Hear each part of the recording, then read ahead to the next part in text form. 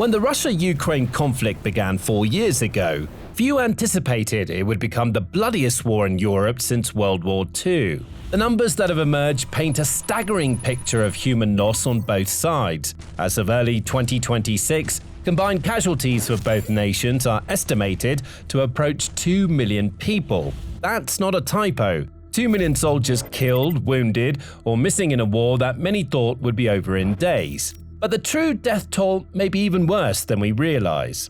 So, why are the actual numbers so hard to pin down? Well, let's start at the beginning. When Russia invaded Ukraine on February 24, 2022, both Moscow and Kyiv were tight-lipped about their losses. Russia characterized the operation as a special military operation and insisted that casualties were minimal. Ukraine, fighting for its survival, had every reason to keep its numbers close to its chest to avoid demoralizing its population and military. By the end of 2022, Western intelligence agencies began releasing estimates that shocked many observers. The United States assessed that Russia had suffered somewhere between 100,000 and 120,000 casualties in the first 10 months of fighting alone, which includes both killed and wounded. Ukraine's losses were estimated to be similar during the same period. These were numbers not seen in European conflicts since the massive battles of World War II. But 2023 would prove even deadlier. As the war settled into a grinding attritional struggle, casualty rates actually accelerated. The British Ministry of Defence estimated in early 2023 that Russia was losing around 700 soldiers per day, somewhere between 200 and 300 more than in 2022. That's the equivalent of an additional battalion being wiped out every 3 to 4 days. By mid-2023, US officials were estimating that combined casualties for both sides had already surpassed 500,000 people. 500,000 human beings were killed or wounded in just over a year of fighting. The battle for Bakhmut alone, which raged from August 2022 through May 2023, is the perfect example of just how much death was in the conflict. Russia's Wagner Group mercenaries, many of them recruited directly from prisons, were sent in wave after wave to overwhelm Ukrainian positions. The tactic worked eventually, but at a horrific cost. Conservative estimates suggest Russia lost over 20,000 men just to capture a single city that had limited strategic value. Then came 2024, and the bloodshed intensified even further. Russia shifted to what military analysts call meat grinder tactics. Small squads of poorly trained soldiers will be sent forward to probe Ukrainian defenses, drawing fire and revealing positions. Artillery and drones would then hammer those positions before the next wave of infantry advanced. It was brutally effective at identifying targets, but it consumed Russian manpower at an alarming rate. By April 2025, then Supreme Allied Commander Europe, General Christopher Cavoli, estimated that Russia had suffered more than 790,000 killed or injured. The British Ministry of Defence put the number even higher, at over 1 million casualties by June 2025. The discrepancy in these estimates is due to ample challenges in tracking casualties. Neither side is willing to provide exactly accurate information, and different methodologies produce different results. Ukraine's losses, while smaller in absolute numbers, were proportionally devastating given its much smaller population and military. President Zelensky stated in February 2025 that over 46,000 Ukrainian soldiers had been killed, with 380,000 wounded. However, he noted that approximately half of the wounded had recovered and returned to active duty, which complicated the casualty count even further. Now we're in 2026, 4 full years into the conflict, and the numbers have become truly astronomical. According to a comprehensive analysis published by the Center for Strategic and International Studies, or CSIS, in late January 2026, Russia has suffered approximately 1.2 million casualties since February 2022. That includes between 275,000 and 325,000 killed in action. In 2025 alone, Russia lost roughly 415,000 soldiers, averaging nearly 35,000 casualties per month. December 2024 actually marked Russia's deadliest month of the entire war, with an average of 1,570 casualties per day. Ukraine's total casualties are estimated at between 500,000 and 600,000, with 100,000 to 140,000 killed. That means the combined death and injury toll for both nations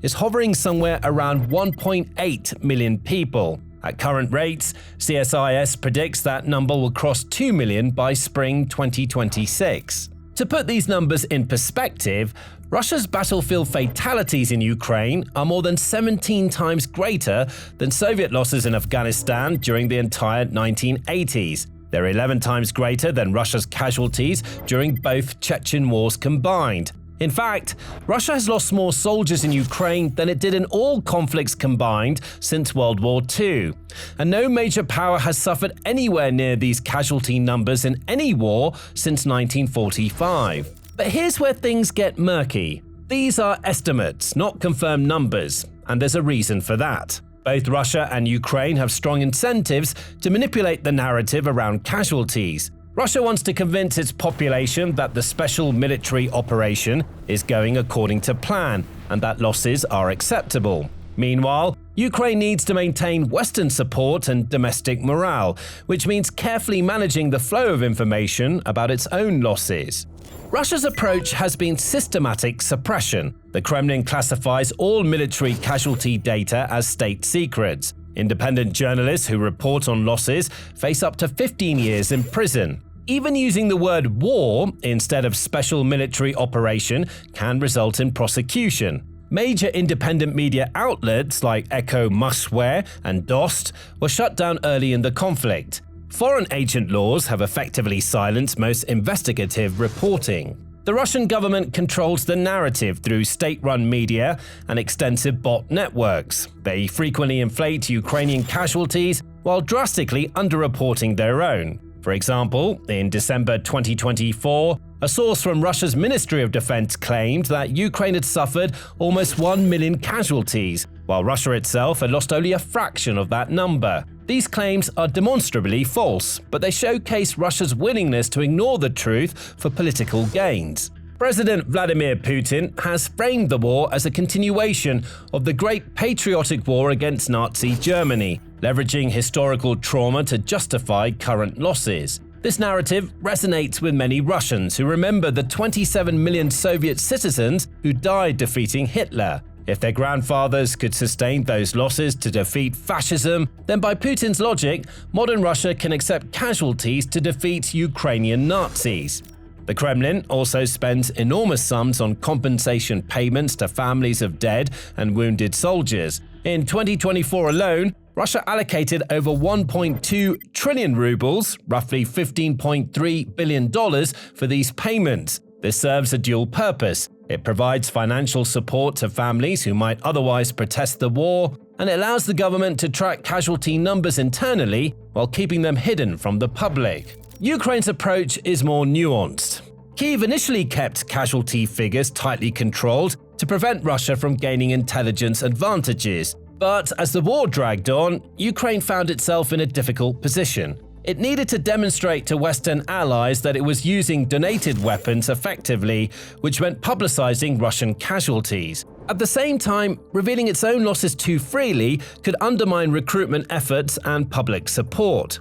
Ukrainian officials have been accused of inflating Russian casualties to demonstrate battlefield success. The daily tallies released by Ukraine's general staff consistently show higher Russian losses than most Western intelligence agencies believe plausible. For instance, Ukraine claimed Russia lost over 1,247,000 troops by late December 2025, a number that aligns with some Western estimates but may include wounded soldiers who returned to duty multiple times.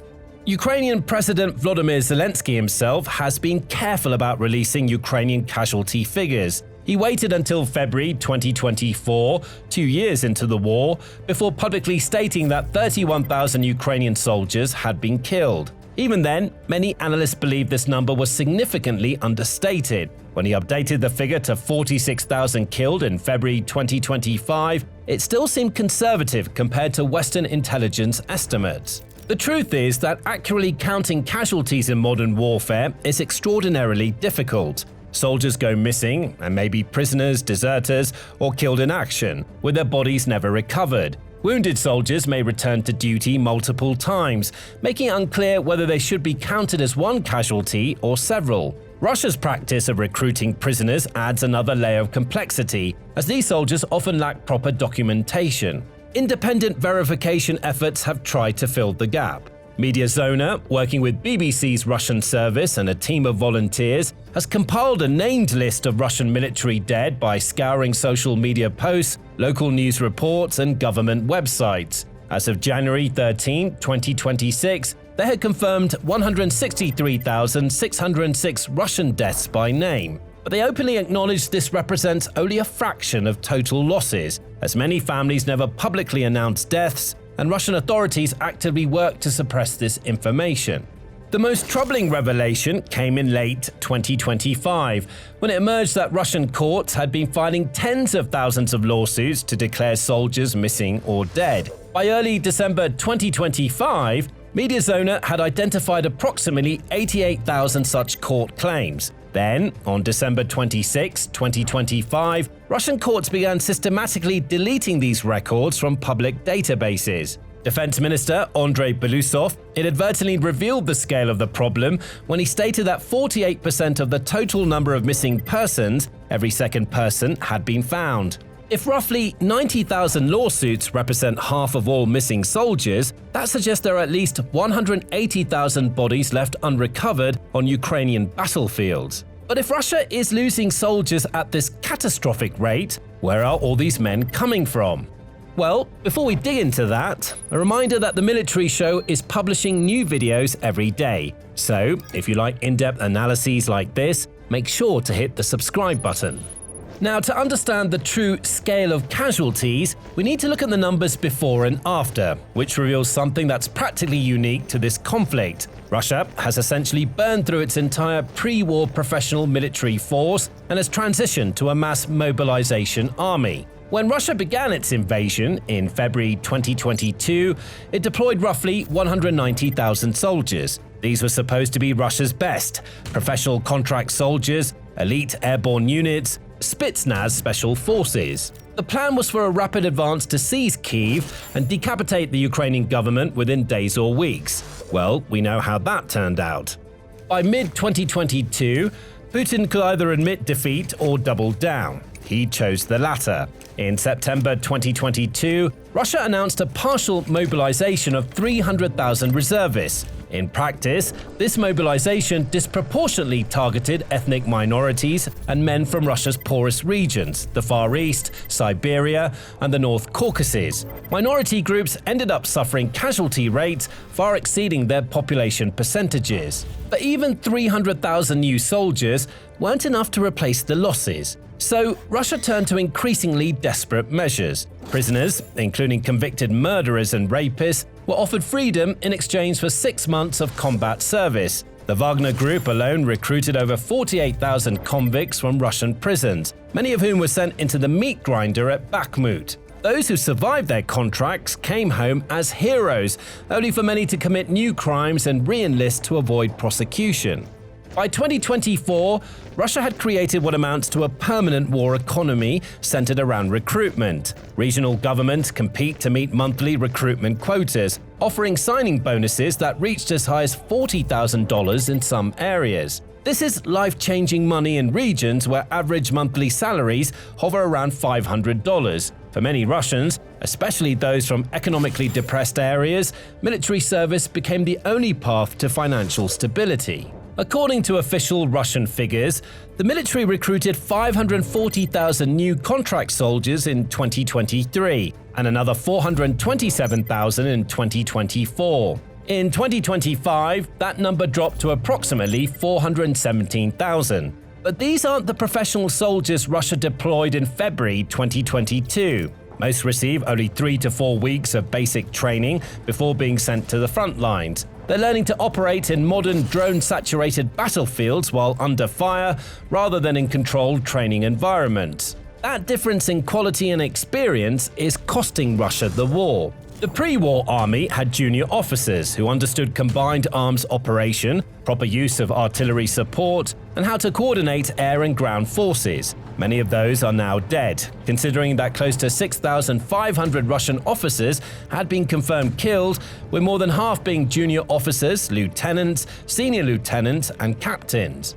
New officers are being rushed through abbreviated training programs, often with as little as 2 months of officer training before taking command of troops. They're learning on the job, and their soldiers are paying the price for their inexperience. The result is a Russian military that looks nothing like the force that invaded Ukraine in 2022. It's larger in raw numbers, as Putin claims to have 700,000 troops in Ukraine as of late 2025, but it's qualitatively degraded. Units rely on brute force and numerical superiority rather than tactical sophistication. Artillery support has become less precise. Communications are frequently compromised. Logistics remains a persistent weakness. US intelligence estimates that Russia is recruiting approximately 30,000 to 40,000 new soldiers per month as of early 2026. That's just barely enough to replace losses and maintain current operations. It's not enough to support major offensive breakthroughs or rapid advances. Russia is essentially in a recruitment death spiral, where it has to constantly replenish its forces just to maintain the status quo. Adding to Russia's problems is the equipment situation. While Moscow has managed to maintain a steady supply of basic equipment like rifles and uniforms, heavy weaponry is becoming increasingly scarce. According to several Western intelligence assessments, Russia lost more than 4,300 main battle tanks by late 2025, more than its entire pre-war active inventory. It's been forced to reactivate Soviet-era T-55 and T-62 tanks from deep storage, some dating back to the 1960s. These ancient tanks are being crewed by hastily trained recruits and sent into battle against modern Ukrainian anti-tank weapons.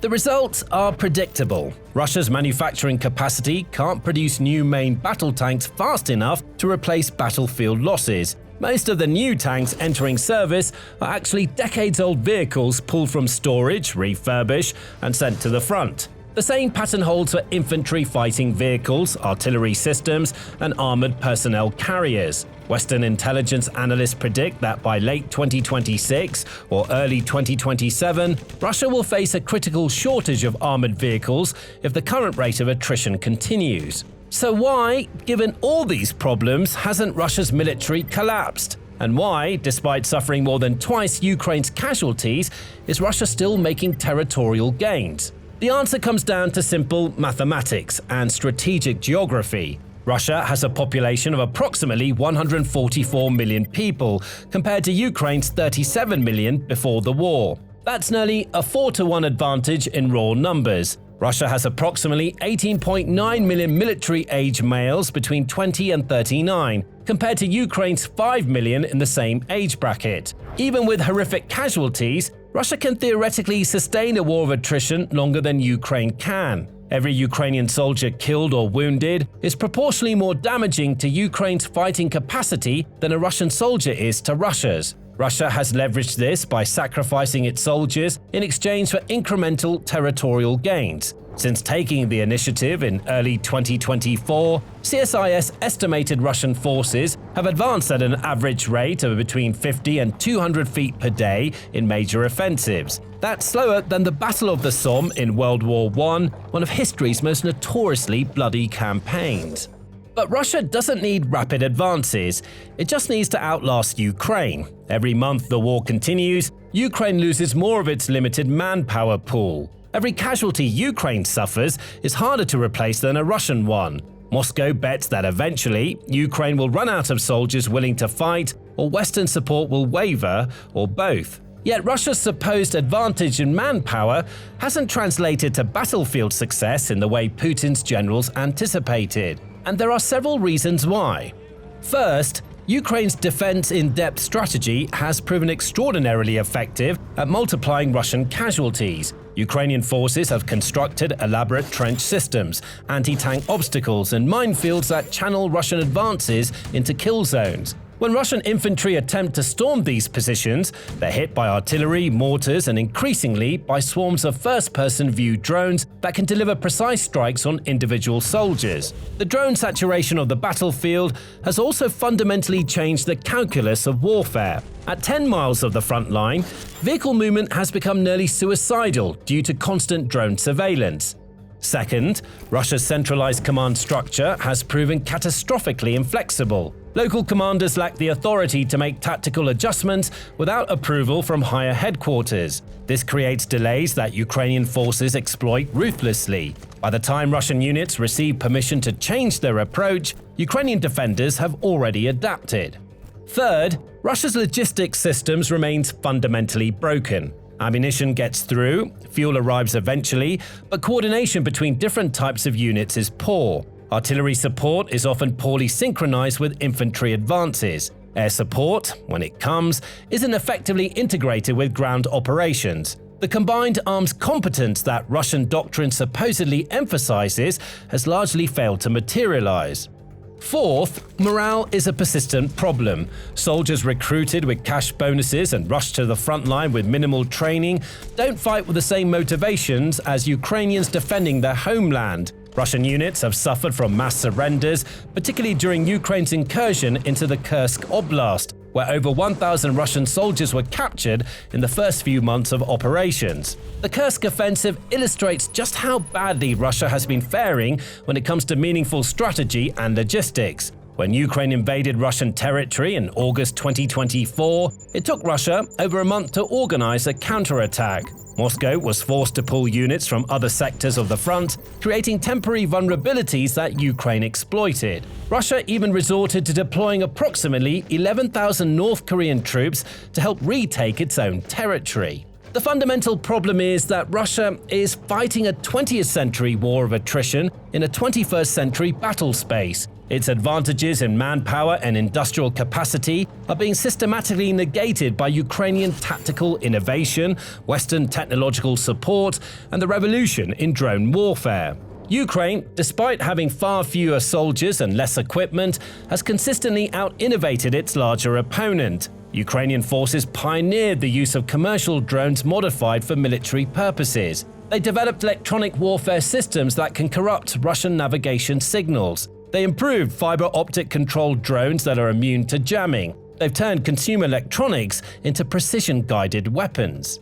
At the same time, Russia is becoming a second-tier power even as it exhausts itself trying to conquer a neighbor. Its economy is under severe strain. Manufacturing is declining. Inflation remains stubbornly high. Economic growth slowed to 0.6% in 2025. The defense industry faces critical shortages of components, many of which have been imported from the West before sanctions took effect. The true death toll of the Ukraine war is the erasure of futures, the destruction of potential, the permanent scarring of two nations. Whether the final count is 1.5 million, 2 million, or more, each number represents a human being who will never go home. That's the real cost of this war, and it's a price that both Russia and Ukraine continue to pay every single day. Thanks for watching. Now, if you want to learn more about how Russia has fundamentally changed since the invasion began, check out this video. And to stay informed about the Russia-Ukraine conflict and global geopolitics, subscribe to The Military Show for daily updates.